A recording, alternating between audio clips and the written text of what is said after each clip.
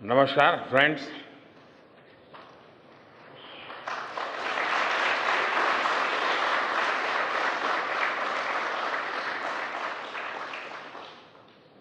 आप सभी के बीच आकर आज एक अलग ही खुशी महसूस कर रहा हूं। शायद ऐसी खुशी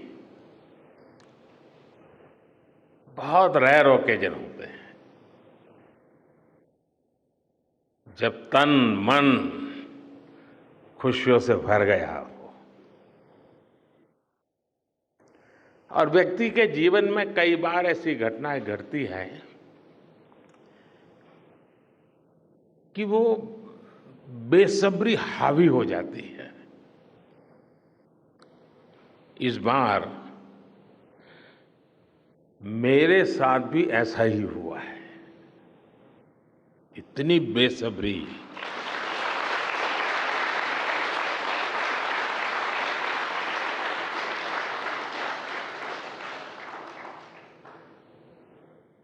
मैं साउथ अफ्रीका में था, फिर ग्रीस का कार्यक्रम था तो वहां चला गया, लेकिन मेरा मन पूरी तरह आपके साथ ही लगा हुआ था।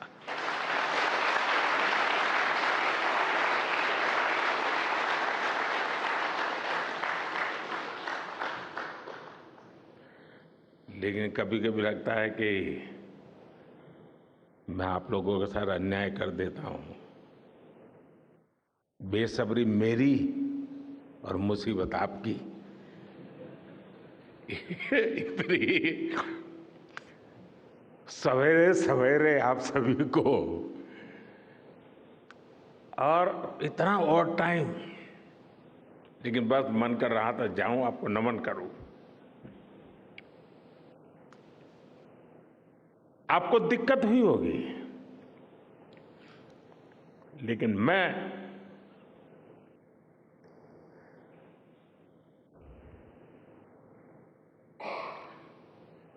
भारत में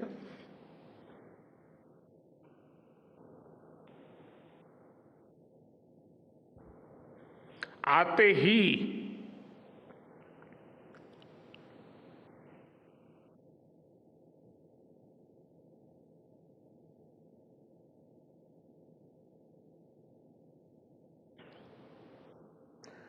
जल्द से जल्द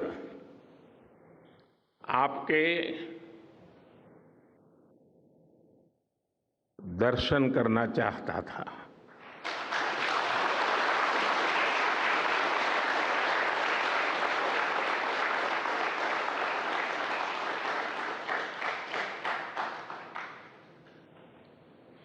आप सबको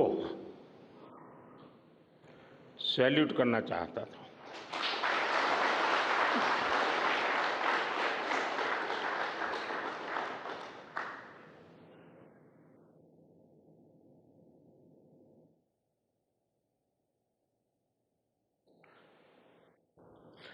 सैल्यूट आपके परिश्रम को, सैल्यूट आपके धैर्य को,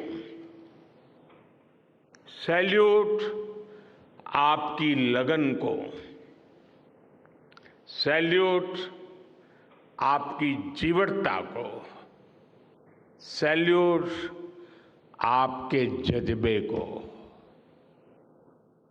आप देश को जिस ऊंचाई पर लेकर गए हैं, ये कोई साधारण सफलता नहीं है। ये अनंत अंतरिक्ष में भारत के वैज्ञानिक सामर्थ्य का शंखनाद है।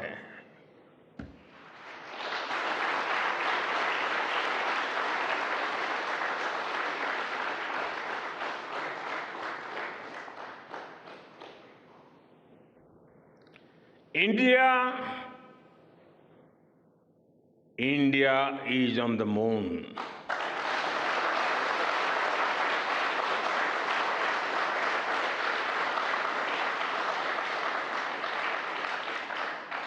We have our national pride placed on the moon.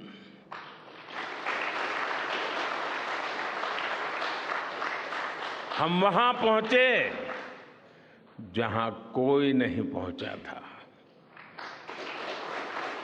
हमने वो किया जो पहले कभी किसी ने नहीं किया था। ये आज का भारत है, निर्भीक भारत, जुझारू भारत।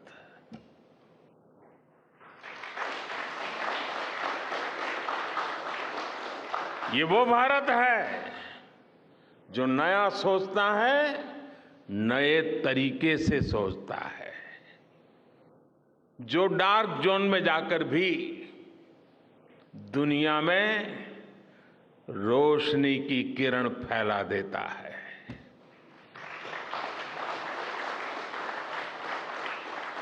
21वीं सदी में यही भारत दुनिया की बड़ी बड़ी समस्याओं का समाधान करेगा। मेरी आंखों के सामने 23 अगस्त का वो दिन,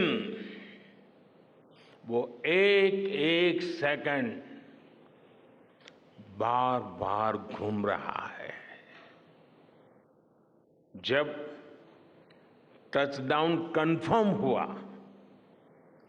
तो जिस तरह यहां इसरो सेंटर में पूरे देश में लोग उछल पड़े, वो दृश्य कौन भूल सकता है। कुछ स्मृतियां अमर हो जाती है। वो पल अमर हो गया। वो पल इस सदी के सबसे प्रेरणादायी क्षणों में से एक है। हर भारतीय को लग रहा था कि विजय उसकी अपनी है। खुद महसूस करता था। हर भारतीय को लग रहा था कि जैसे वो खुद एक बड़े एग्जाम में पास हो गया है। आज भी बधाइयां दी जा रही है, संदेश दिए जा रहे हैं, और ये सब मुमकिन बनाया है आप सबने, आपने।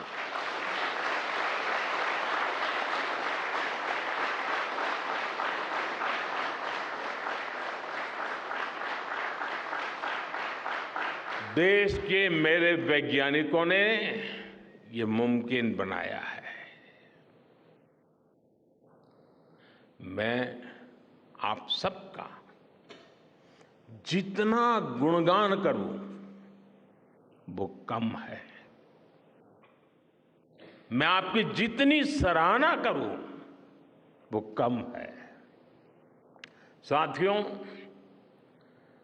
मैंने वो फोटो देखी जिसमें हमारे मून लैंडर ने अंगद की तरह चंद्रमा पर मजबूती से अपना पैर जमाया हुआ है।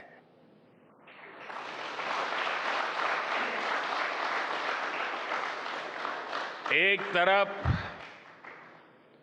विक्रम का विश्वास है तो दूसरी तरफ प्रज्ञान का पराक्रम है।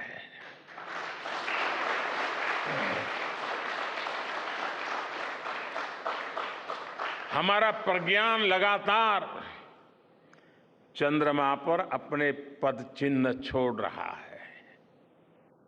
अलग अलग कैमरों से ली गई जो तस्वीरें अभी रिलीज हुई और मुझे देखने का सौभाग्य मिला, वो अद्भुत है। मानव सभ्यता में पहली बार धरती के लाखों साल के इतिहास में पहली बार उस स्थान की तस्वीर मानव अपनी आंखों से देख रहा है। और ये तस्वीर दुनिया को दिखाने का काम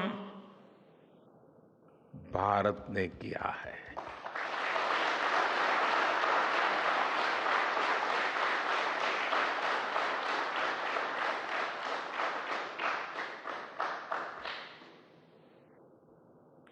आप सभी वैज्ञानिकों ने किया है। आज पूरी दुनिया भारत की साइंटिफिक स्पिरिट का, हमारी टेक्नोलॉजी का और हमारे साइंटिफिक टेम्परामेंट का लोहा मान चुकी है।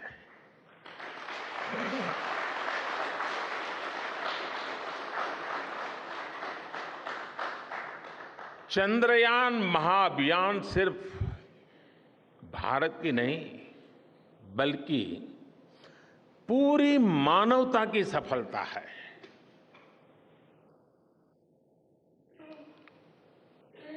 हमारा मिशन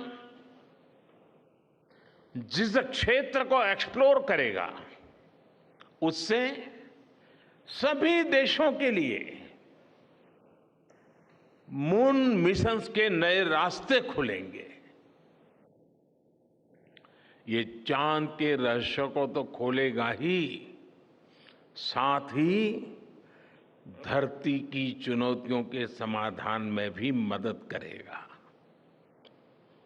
आपकी इस सफलता के लिए मैं एक बार फिर सभी वैज्ञानिकों को, टेक्नीशियंस, इंजीनियर्स और चंद्रयान महाअभियान से जुड़े सभी सदस्यों को बधाई देता हूं।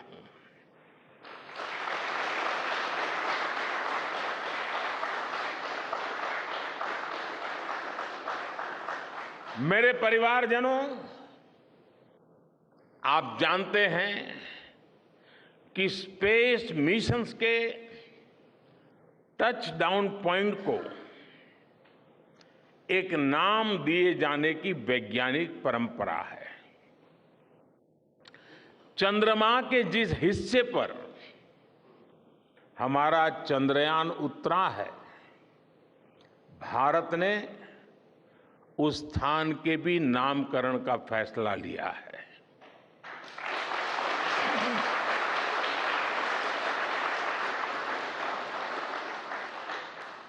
जिस स्थान पर चंद्रयान 3 का मून लैंडर उतरा है, अब उस पॉइंट को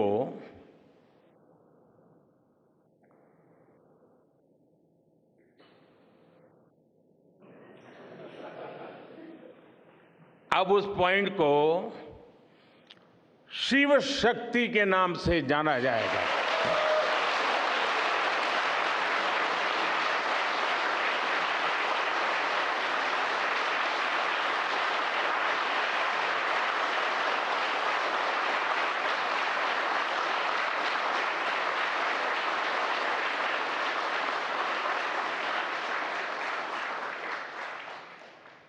शिव में मानवता के कल्याण का संकल्प समाहित है और शक्ति से हमें उन संकल्पों को पूरा करने का सामर्थ्य मिलता है।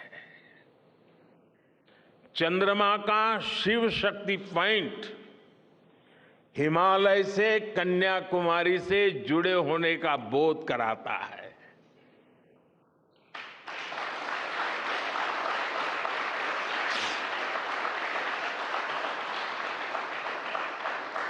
हमारे ऋषियों ने कहा है, येन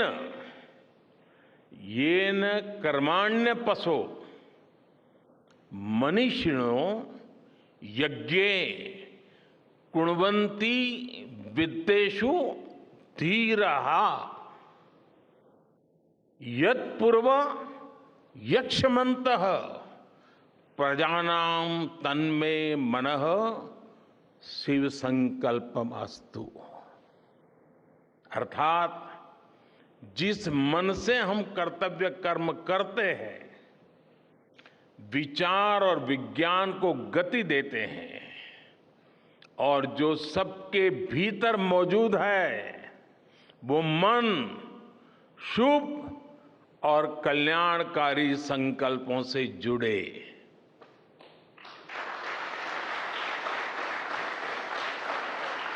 मन के इन शुभ संकल्पों को पूरा करने के लिए शक्ति का आशीर्वाद अनिवार्य है,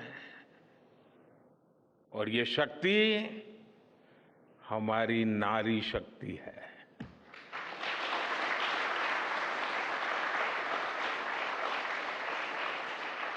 हमारी माताएं बहनें हैं।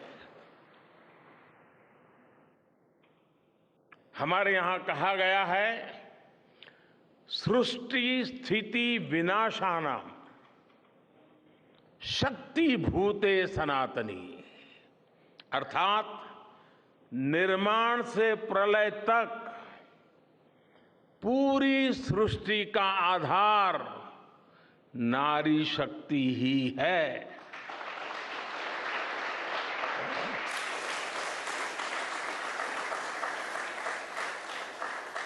आप सबने देखा है, चंद्रयान 3 में देश ने, हमारी महिला वैज्ञानिकों ने, देश की नारी शक्ति ने कितनी बड़ी भूमिका निभाई है। चंद्रमा का शिव शक्ति पॉइंट सदियों तक भारत के इस वैज्ञानिक और दार्शनिक चिंतन का साक्षी बनेगा।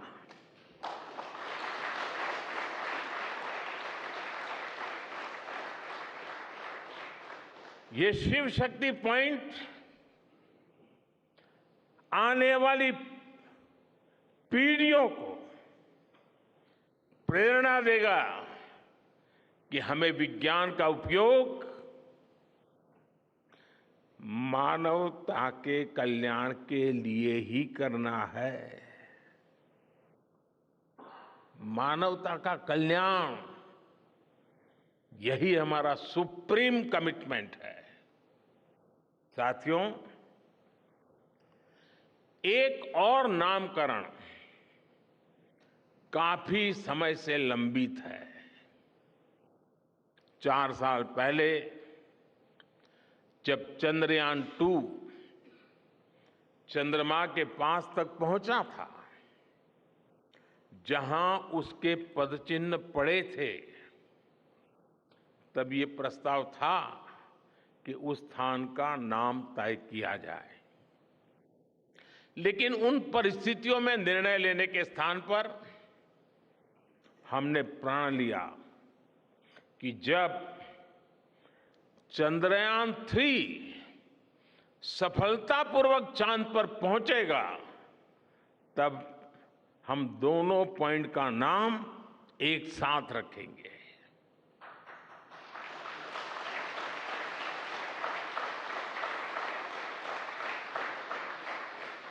और आज मुझे लगता है कि जब हर घर तिरंगा है, जब हर मन तिरंगा है और चांद पर भी तिरंगा है, तो तिरंगा के सिवाय चंद्रयान 2 से जुड़े उस स्थान को और क्या नाम दिया जा सकता है।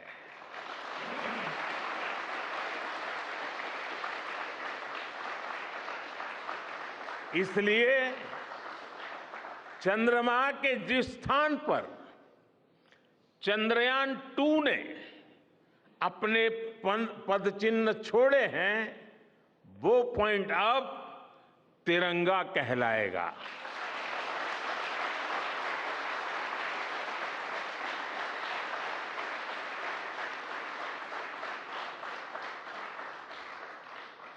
ये तिरंगा पॉइंट भारत के हर प्रयास की प्रेरणा बनेगा। ये तिरंगा पॉइंट हमें सीख देगा कि कोई भी विफलता आखिरी नहीं होती। अगर दृढ़ इच्छा शक्ति हो तो सफलता मिलकर के ही रहती है। यानी मैं फिर दोहरा रहा हूं, चंद्रयान-2 के पद चिन्ह जहां है, वो स्थान आज से तिरंगा पॉइंट कहलाएगा। और जहां पर चंद्रयान-3 का मून लैंडर पहुंचा है, वो स्थान आज से शिव शक्ति पॉइंट कहलाएगा।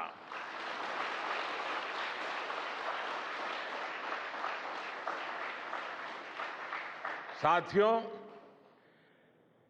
आज भारत दुनिया का चौथा ऐसा देश बन चुका है जिसने चंद्रमा की सतह को छुआ है। ये सफलता तब और अधिक बड़ी हो जाती है जब हम ये देखते हैं कि भारत ने अपनी यात्रा कहां से शुरू की थी। एक समय था जब भारत के पास जरूरी तकनीक नहीं थी, सहयोग भी नहीं था। हमारी गिनती थर्ड वर्ल्ड यानी थर्ड रो में खड़े देशों में होती थी। थर्ड वर्ल्ड थर्ड रो में खड़े हुए लोगों में होती थी। वहां से निकलकर आज भारत दुनिया की 5वीं सबसे बड़ी अर्थव्यवस्था बना है।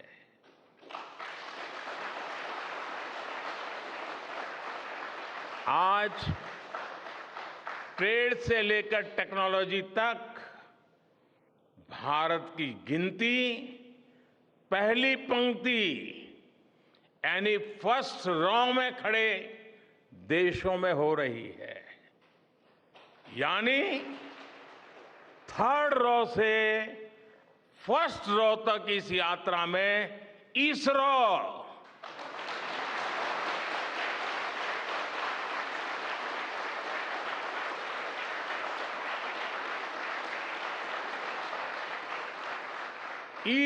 जैसी संस्थानों की बहुत बड़ी भूमिका रही है।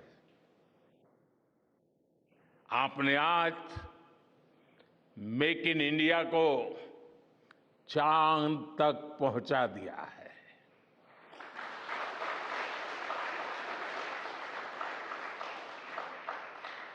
मेरे परिवारजनों, मैं आज आपके बीच आकर विशेष तौर पर देशवासियों को आपकी मेहनत के बारे में बताना चाहता हूं। जो मैं बातें बता रहा हूं वो आपके लिए नई नहीं है, लेकिन आपने जो किया है, जो साधना की है, वो देशवासियों को भी पता होना चाहिए। भारत के दक्षिण हिस्से से चंद्रमा के दक्षिणी ध्रुव तक चंद्रयान की ये यात्रा आसान नहीं थी। मून लैंडर की सॉफ्ट लैंडिंग सुनिश्चित करने के लिए हमारे वैज्ञानिकों ने इसरो की रिसर्च फैसिलिटी में आर्टिफिशियल मून तक बना डाला। इस आर्टिफिशियल मून पर विक्रम लैंडर को अलग अलग तरीके से सरफेस पर उतारकर उसका टेस्ट किया गया था। अब इतने सारे एग्जाम देकर हमारा मून लैंडर वहां गया है तो उसे सक्सेस मिलनी ही मिलनी थी।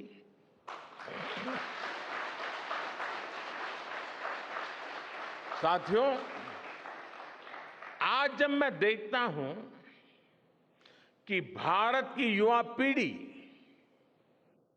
साइंस को लेकर, स्पेस को लेकर, इनोवेशन को लेकर इतनी एनर्जी से भरी हुई है, तो उसके पीछे हमारे ऐसे ही स्पेस मिशंस की सफलता है। मंगलयान की सफलता ने, चंद्रयान की सफलता ने, गगनयान की तैयारी ने देश की युवा पीढ़ी को एक नया मिजाज दे दिया है। आज भारत के छोटे छोटे बच्चों की जुबान पर चंद्रयान का नाम है। आज भारत का हर बच्चा आप वैज्ञानिकों में अपना भविष्य देख रहा है। इसलिए आपकी उपलब्धि सिर्फ ये नहीं है कि आपने चांद पर तिरंगा लहराया, लेकिन आपने एक और बड़ी उपलब्धि हासिल की है, और वो उपलब्धि है भारत की पूरी पीढ़ी को जागृत करने की, उसे नई ऊर्जा देने की।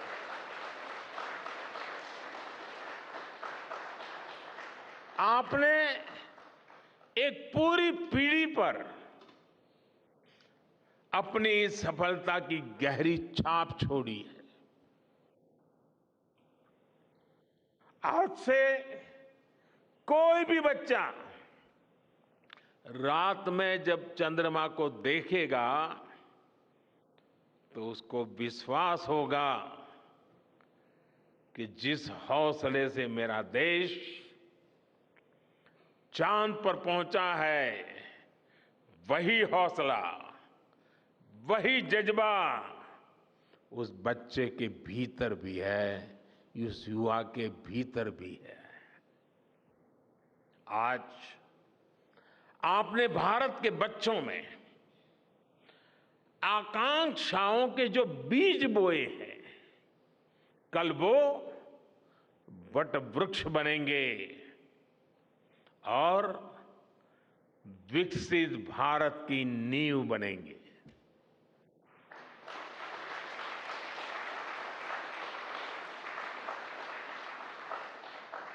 हमारी युवा पीढ़ी को निरंतर प्रेरणा मिलती रहे, इसके लिए एक और निर्णय लिया गया है। 23 अगस्त को जब भारत ने चंद्रमा पर तिरंगा फहराया, उस दिन को अब हिंदुस्तान नेशनल स्पेस डे के रूप में मनाया जाएगा।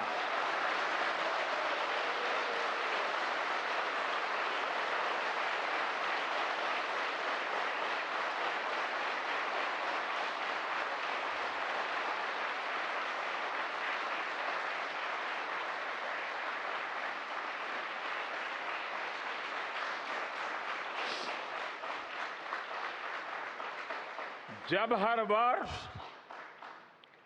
National space day science, technology और इनोवेशन की स्पिरिट को सेलिब्रेट करेगा, हमें हमेशा हमेशा के लिए प्रेरित करता रहेगा।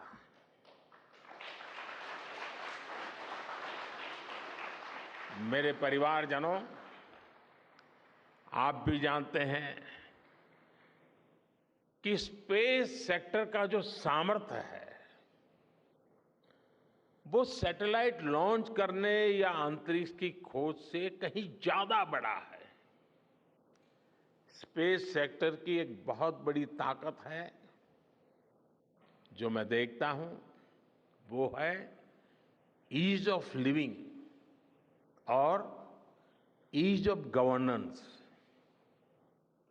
आज देश में स्पेस एप्लीकेशंस को गवर्नेंस के हर पहलू से जोड़ने की दिशा में बहुत बड़ा काम हुआ है।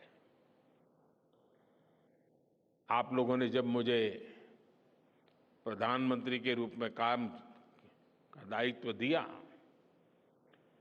तो प्रधानमंत्री बनने के बाद मैंने भारत सरकार के जॉइंट सेक्रेटरी लेवल के ऑफिसर्स की स्पेस साइंटिस्ट के साथ एक वर्कशॉप करवाई थी और इसका मकसद ये था कि गवर्नेंस में, शासन व्यवस्था में ट्रांसपेरेंसी लाने में स्पेस सेक्टर की ताकत का ज्यादा से ज्यादा इस्तेमाल कैसे करें। तब किरण जी शायद हम लोगों के साथ काम करते थे। इसी का नतीजा था जब देश ने स्वच्छ भारत अभियान शुरू किया, शौचालयों का निर्माण शुरू किया, करोड़ों घरों को बनाने का अभियान चलाया, तो इन सब के मॉनिटरिंग के लिए, उसकी प्रगति के लिए स्पेस साइंस ने बहुत मदद की। आज देश में दूर दराज के इलाके में एजुकेशन, कम्युनिकेशन और हेल्थ सर्विसेज पहुंचाने में स्पेस सेक्टर की बहुत बड़ी भूमिका है। इन दिनों आजादी के अमृत महोत्सव के निमित्त जो जिले जिले में अमृत सरोवर बन रहे हैं, उसका भी टैगिंग, उसकी भी मॉनिटरिंग स्पेस के द्वारा ही हो रही है। बिना स्पेस टेक्नोलॉजी के हम टेलीमेडिसिन और टेली एजुकेशन की कल्पना तक नहीं कर सकते। स्पेस साइंस ने देश के रिसोर्सेज के ऑप्टिमम यूटिलाइजेशन में भी बहुत मदद की है। हमारे देश के एग्रीकल्चर सेक्टर को ताकत देने में, मौसम का अनुमान लगाने में स्पेस सेक्टर जो मदद करता है वो देश का हर किसान जानता है। आज वो देख लेता है अपने मोबाइल पर अगले सप्ताह मौसम का क्या हाल है। देश के करोड़ों मछुआरों को आज नाविक सिस्टम से जो सटीक जानकारी मिल रही है वो भी आप ही की देन है। आज जब देश में बाढ़ आती है, कोई प्राकृतिक आपदा आती है, भूकंप आता है, तो हालात की गंभीरता का पता लगाने में आप सबसे पहले आगे आते हैं। जब साइक्लोन आता है तो हमारी सैटेलाइट्स उसका सारा रूट बताती हैं, सारी टाइमिंग बताती हैं और लोगों की जान भी बचती है, संपत्ति भी बचती है। और सिर्फ साइक्लोन के कारण जो संपत्ति बचती है ना, उसका अगर जोड़ लगा दें तो आज स्पेस का जो खर्चा है उससे वो ज्यादा हो जाता था।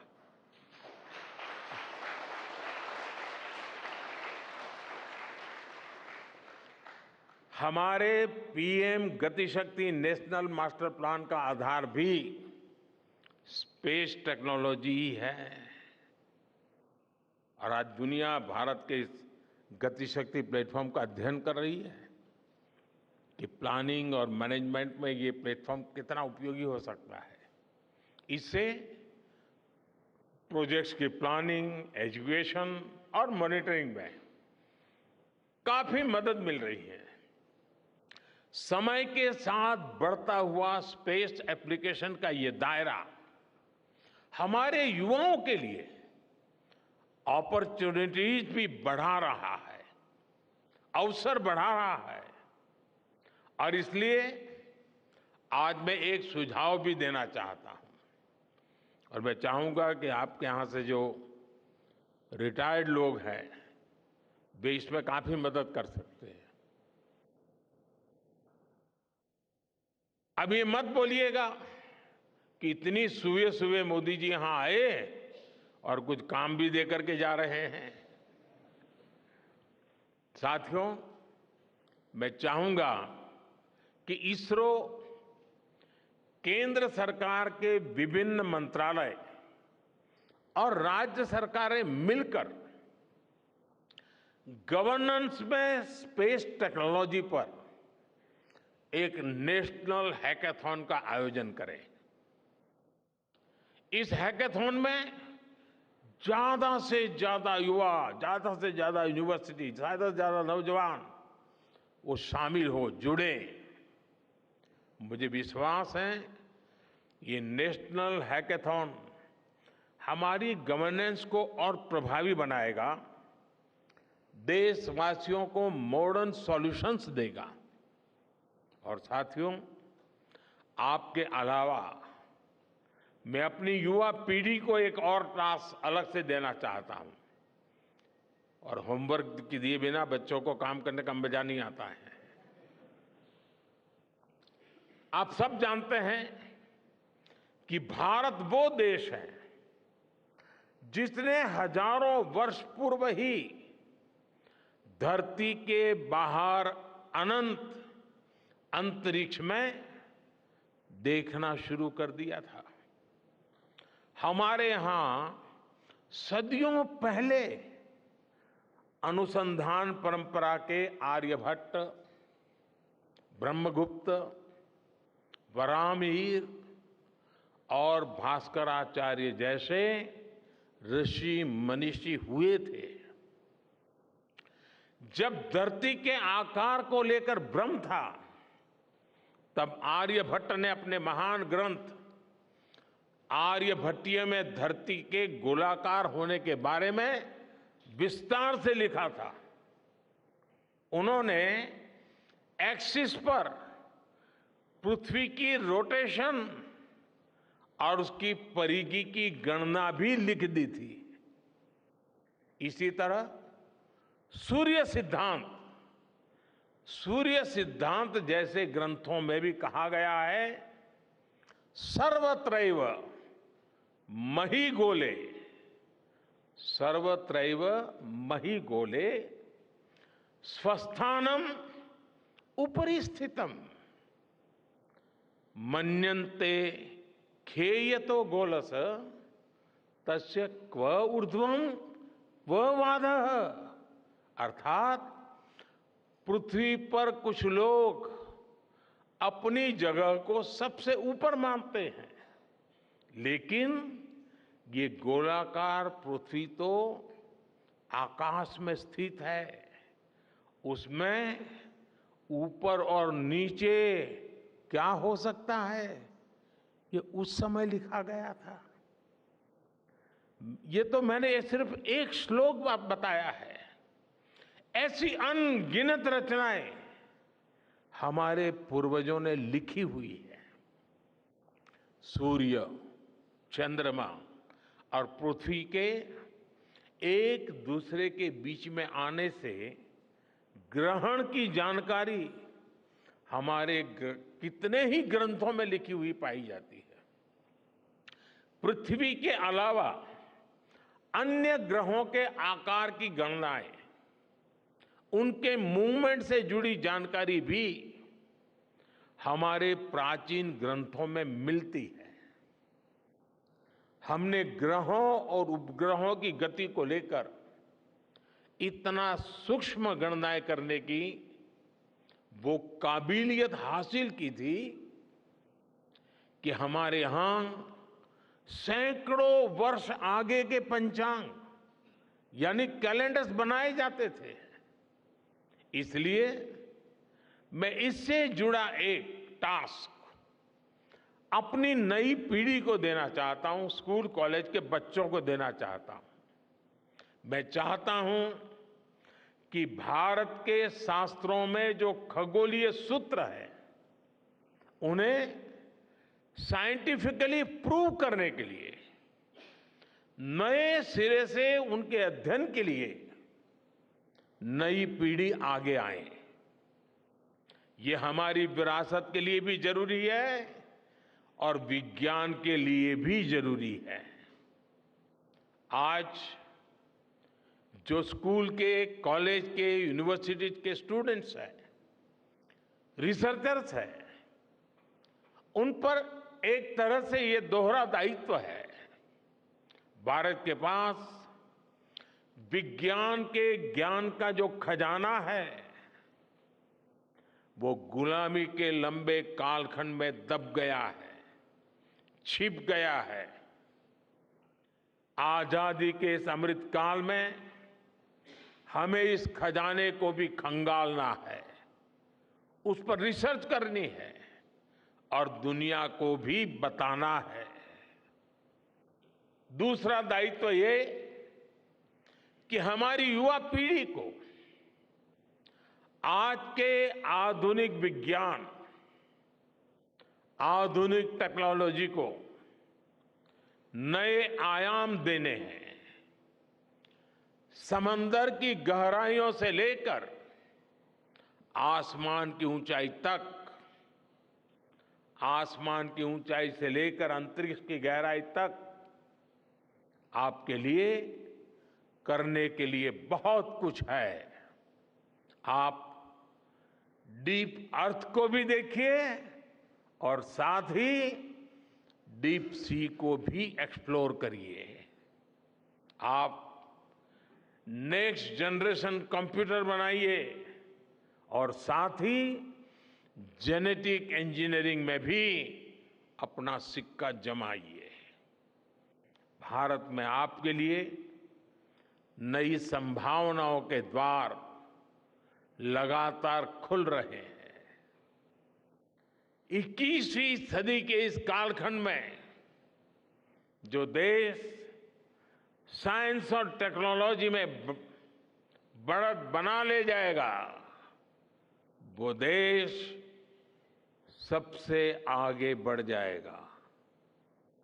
साथियों, आज बड़े बड़े एक्सपर्ट्स कह रहे हैं कि अगले कुछ वर्षों में भारत की स्पेस इंडस्ट्री $8 बिलियन से बढ़कर $16 बिलियन की हो जाएगी। सरकार भी इस बात की गंभीरता को समझते हुए स्पेस सेक्टर में लगातार रिफॉर्म कर रही है। हमारे युवा भी कमर कसकर तैयार है। आपको जानकर सुखद आश्चर्य होगा कि पिछले 4 साल में स्पेस सेक्टर में काम करने वाले स्टार्टअप्स की संख्या 4 से बढ़कर करीब करीब 150 हो गई है। हम कल्पना कर सकते हैं कि अनंत आकाश में कितनी अनंत संभावनाएं भारत का इंतजार कर रही हैं। वैसे कुछ दिन बाद 1 सितंबर से माईगॉव हमारे चंद्रयान मिशन को लेकर बहुत बड़ा क्विज कंपटीशन लॉन्च करने वाला है। हमारे देश के स्टूडेंट्स इससे भी शुरुआत कर सकते हैं। मैं देश भर के स्टूडेंट से आग्रह करूंगा कि आप सभी बड़ी संख्या में इससे जुड़े। मेरे परिवारजनों, देश की भावी पीढ़ी को आपका मार्गदर्शन बहुत आवश्यक है। आप जो इतने सारे इंपॉर्टेंट मिशंस पर काम कर रहे हैं, वो आने वाली पीढ़ी ही आगे ले जाने वाली है। आप उन सभी के रोल मॉडल हैं। आपकी रिसर्च और आपकी वर्षों की तपस्या, मेहनत ने साबित किया है कि आप जो ठान लेते हैं वो आप करके दिखाते हैं। देश के लोगों का विश्वास आप पर है और विश्वास कमाना छोटी बात नहीं होती है दोस्तों। आपने अपनी तपस्या से विश्वास कमाया है।